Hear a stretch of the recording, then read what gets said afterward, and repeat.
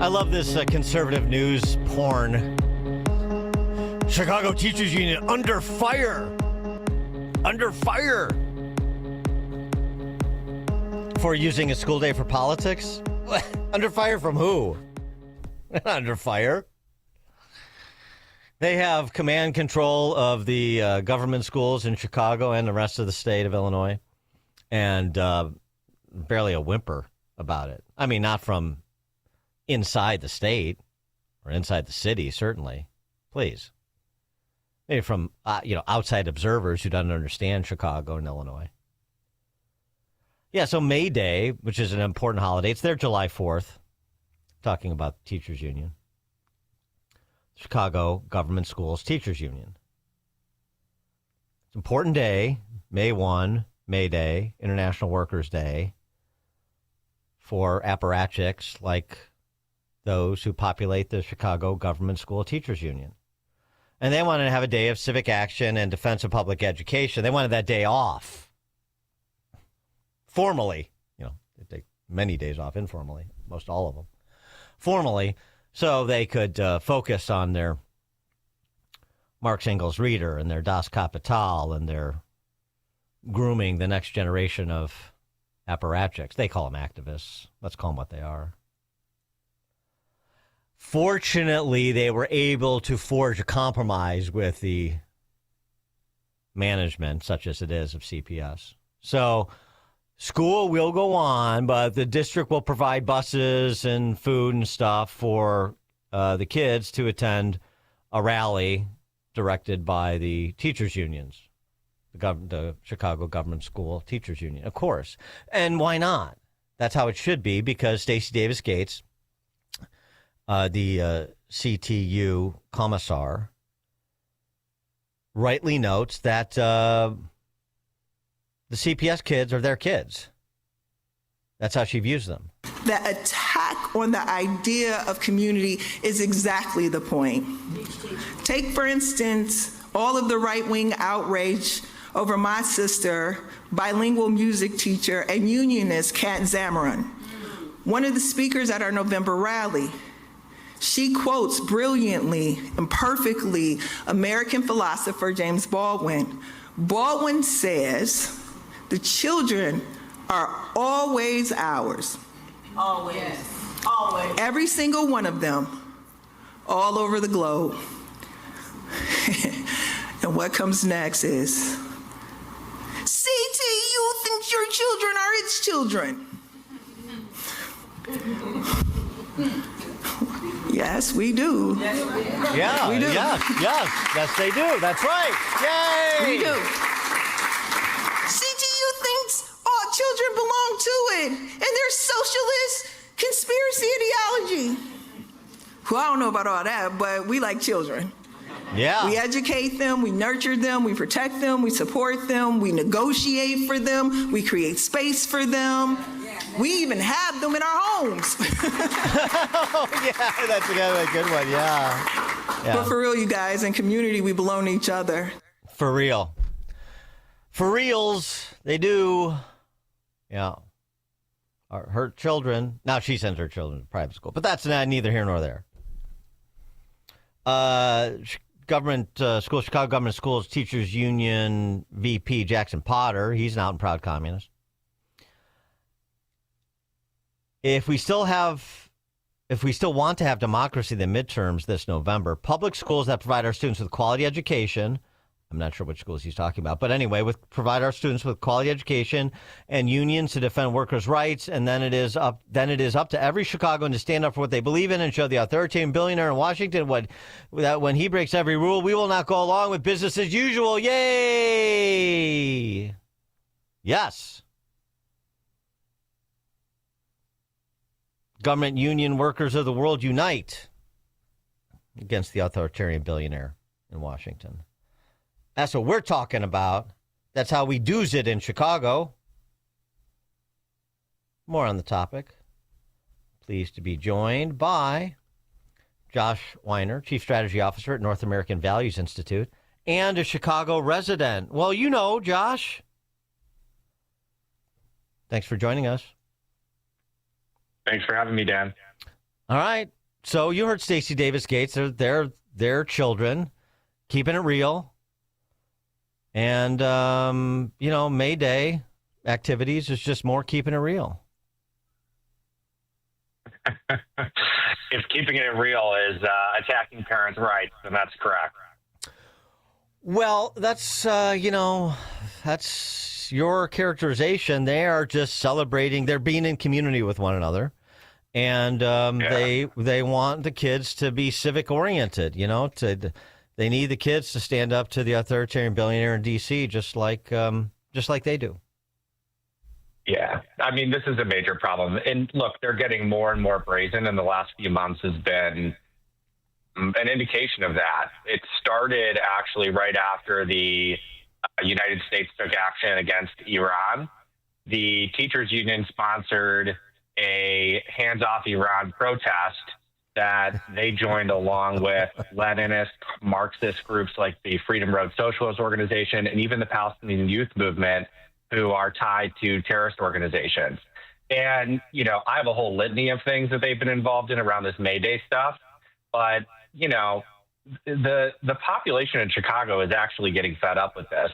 A February poll shows that the unfavorability rating of the CTU, which this is really new for them to be very seen as unfavorable, is 27.5%.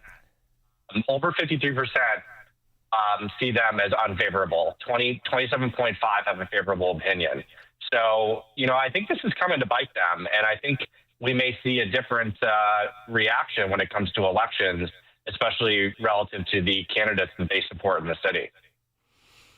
Boy, you're a lot more optimistic than I am. I mean, yeah, there may be some discomfort or even opposition, but boy, I don't see a lot of people kicking up any dust to do anything about it. Not in terms of political candidates, whether they be aspiring or currently ensconced in public office, starting with the mayor, starting with the governor, starting with the political power structure. I mean, do you really see anybody willing to step out on CTU even for something like this?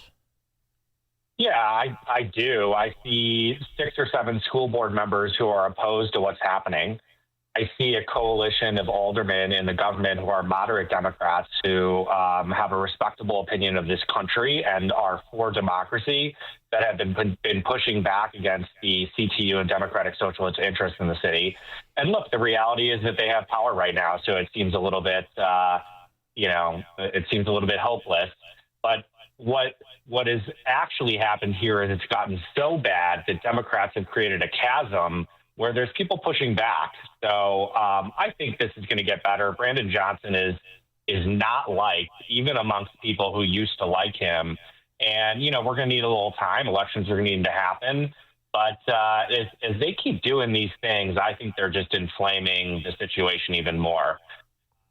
Look, they are using kids as political props. And, they have a whole litany of issues in this May Day resolution spanning from LGBTQ rights, Black and brown people, eroding protections from non-Christian communities, taxing the rich, voting rights, AIPAC, Lebanon, DEI.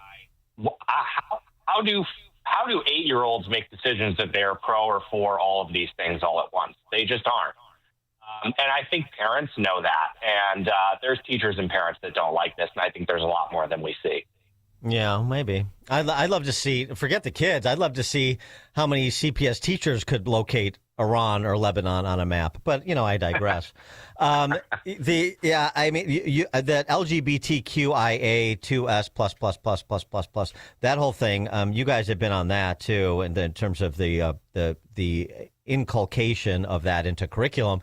But that's something that has been in Illinois, is now mandated statewide. So you can't limit it to CPS and CTU, can you? Look, there's got to be changes at the state level, that's for sure.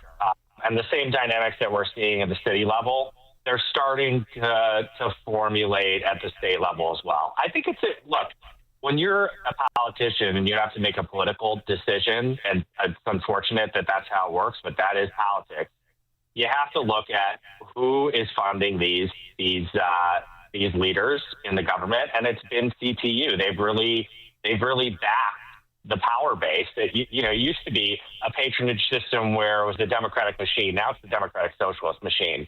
But the more unpopular they get with the voters, the less power they have and the more willing politicians are going to be to push back. So, we look at like culturally responsive education, which is where a lot of this identity first type of curriculum comes in.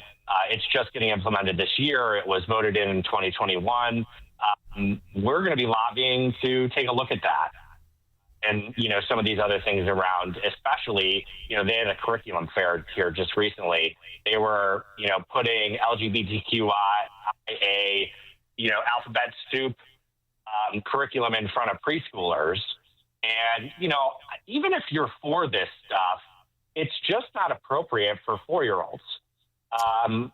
There is just a time and a place to have this conversation, and it's probably around the time that standard sexual education is going to be happening. So, I just think even for people who are for this stuff, it's getting to the point where it's just not good for kids, and it's getting away from parents' ability to manage what their kids are exposed to.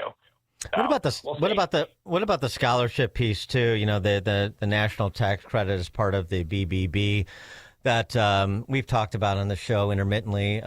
Even Jared Polis, the Dem governor of Colorado, said, "Well, yeah, of course I'm going to opt in because it's free money. Why wouldn't I take free money that provides scholarships for lower income kids to have the same school choice that richer kids or more well connected kids have?" So, it was.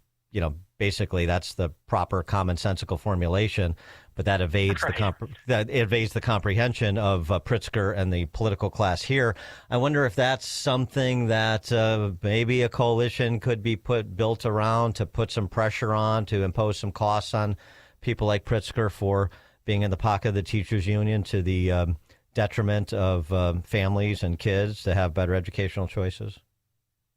Yeah, Dan, what you're talking about, it's literally free money. People can give a scholarship donation to an education institution of their choice for a student, and it's completely a tax credit. So it's just free money from the federal government for education. So anytime anybody does this, it's like just found money that comes into the Illinois education system. So it's a crazy thing to be against. And look, it threatens CTU's power, because if that money goes to private schools, then that's school choice, and they're cursory against school choice because it influences their ability to have power in the state. So look, Susana Mendoza came out in support of it, and there's people around her that also believe it. But at the end of the day, she doesn't make the policy around this, so we'll see. Yeah, actually, Susana Mendoza is kind of interesting. She could be, she's not a candidate that a lot of people are talking about, but she could be actually sort of a centrist-ish, I'm really stretching the definition of that word, but relatively speaking, candidate for mayor next go-around. She's somebody that I think could shoot the gap in a crowded field, but I digress. But Susana Mendoza is somebody to watch, and positions like that make her palatable to those who are not criminally insane. Josh Weiner is the Chief Strategy Officer at Northern American Values Institute. He's also a Chicago resident. Josh, thanks for being with us. Appreciate it. Thanks for having me, Dan. Would love to get back sometime. For sure. And he joined us on the alphawealthgroup.com answer line. Hear about the big stories of the day, then talk about them right here on Chicago's Morning Answer on AM 560. The Answer. As a local business owner, you get called every week by marketing companies. We get it. We have hundreds of satisfied customers. Here's what a satisfied client recently said. Open enrollment is going great. We're hitting record numbers. Thank you so much for this report. It really is amazing to see how the market